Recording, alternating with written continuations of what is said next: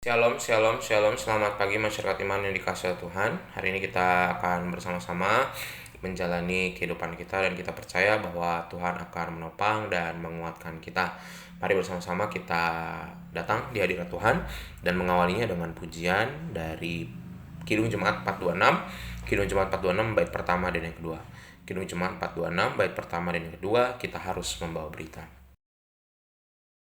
Kita harus membawa berita pada dunia dalam gelap tentang kebenaran dan kasih dan damai yang menetap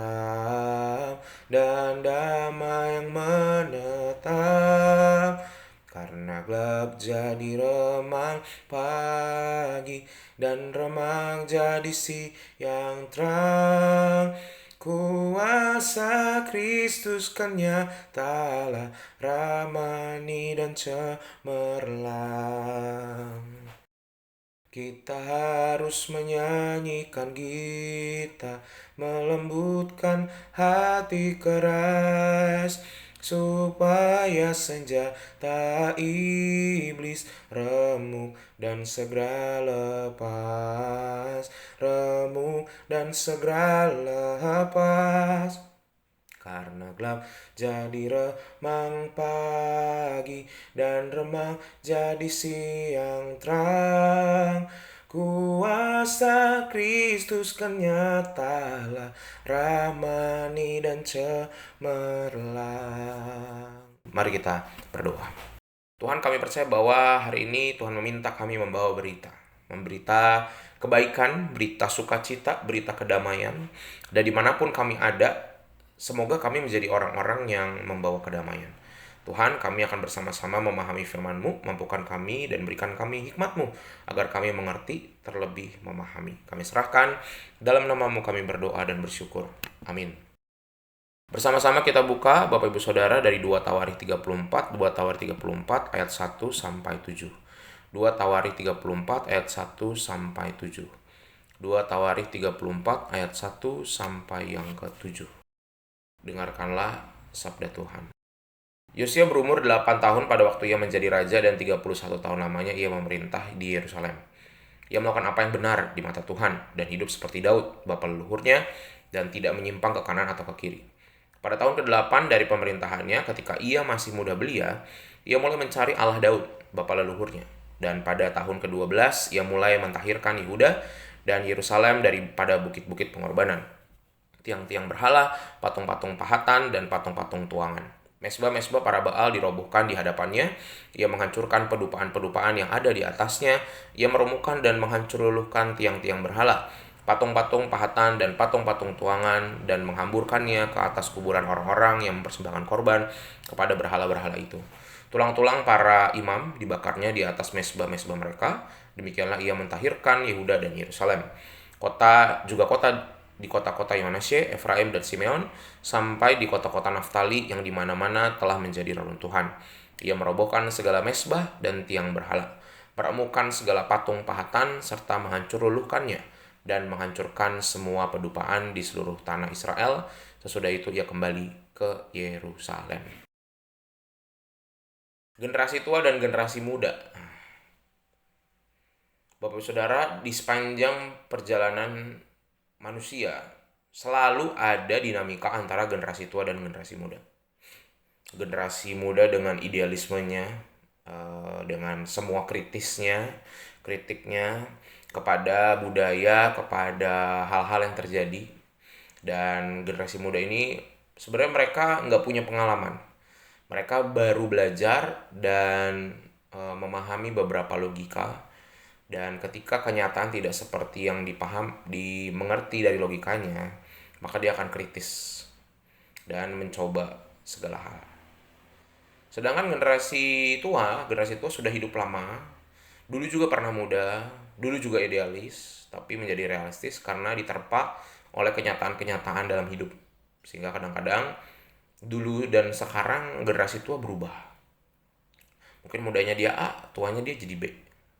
Karena dia realistis, banyak kenyataan yang membuatnya tunduk dan idealismenya diturunkan. Nah, Dua generasi ini biasanya di setiap komunitas, mau di gereja, di rumah, di pekerjaan, selalu akan beradu. Dan biasanya kalau dua-duanya nggak mau ngalah, kalau yang akhirnya yang berkuasa yang tua, maka yang muda hanya ngomel-ngomel aja. Suatu saat mereka akan mengulang hal yang sama dan nanti tua juga akan jadi seperti generasi tua yang dilawan. Sedangkan kalau misalnya yang menang generasi muda, biasanya banyak hal yang terjadi berubah dan seringkali melampaui batas-batas yang wajar. Tetapi yang menarik dalam bacaan kita Bapak Ibu, raja yang hadir di Yerusalem ini dia di usia yang sangat muda. Dia anak yang sangat muda, malah itu kan kanak-kanak remaja gitu ya. Tapi dia sudah harus mendapatkan posisi sebagai pemimpin.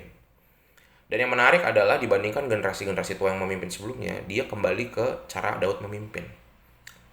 Di luar dugaan, dia idealisme, dia menghancurkan bait-bait Baal, dia menghancurkan patung-patung, bahkan ditaruh di atas kuburan.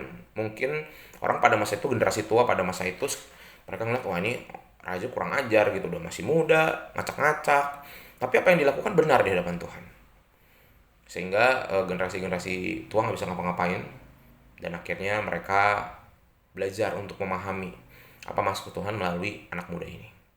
Nah, Bapak Saudara, dalam hidup kita juga, khususnya bagi Bapak Ibu yang sudah tidak muda lagi, mungkin ada masa-masanya kita harus mempercayakan kepada yang muda. Yang muda memang kurang pengalaman, yang muda memang mereka menggebu-gebu, mereka idealis, mereka masih mentah lah. Tapi Tuhan pakai yang mentah ini. Dan Tuhan berkali-kali bilang bahwa anak-anak itu yang punya kerajaan Allah. Karena mereka belum terkontaminasi oleh banyaknya kejadian hidup. Pengalaman memang menumbuhkan orang, tetapi pengalaman juga yang merusak dan membuat luka-luka batin orang. Banyak orang dewasa dan usia lanjut yang punya luka batin gak keurus. Akhirnya luka batinnya itu justru diwariskan kepada generasi berikutnya. Sehingga mari sama-sama sebagai generasi tua, mari sama-sama kita berikan kesempatan kepada yang muda. Belajar percaya sama mereka dan berikan dukungan sebaik mungkin. Kepada generasi muda juga harus menyadari bahwa ketika sudah dipercaya sama generasi tua, kita harus belajar tidak selalu apa yang kita mau terjadi. Tidak selalu bisa idealis. Dan kita mau belajar sama-sama nasihat-nasihat dari yang senior ini, kita mau belajar pahami. Sehingga kolaborasi ada generasi tua dan muda, yang tua ngalah, yang muda juga mau belajar. Maka dalam pekerjaan, keluarga, pelayanan, semuanya kita kan bisa berjalan sangat jauh.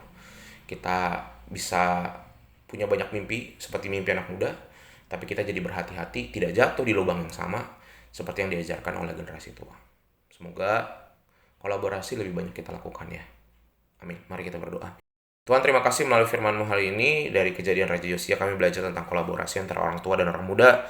Belajar bahwa begitu banyak kejadian yang membuat muda dan tua ini selalu bertengkar.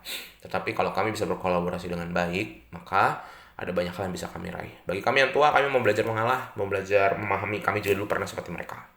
Sehingga kami mau beri kesempatan mereka untuk jatuh bangun, belajar, melakukan kesalahan. Dan sama seperti kami juga kok. Begitu juga kami generasi muda, kami juga mau belajar. Dengar-dengaran juga, mungkin ada hal-hal yang kadang-kadang tidak sesuai dengan teori. Tapi kami mau belajar memahami. Dan belajar sama-sama kolaborasi. Kami serahkan hidupan kami, hanya dalam nama-Mu kami sambut hari ini. Amin. Selamat pagi, Tuhan Yesus memberkati, tetap bersemangat.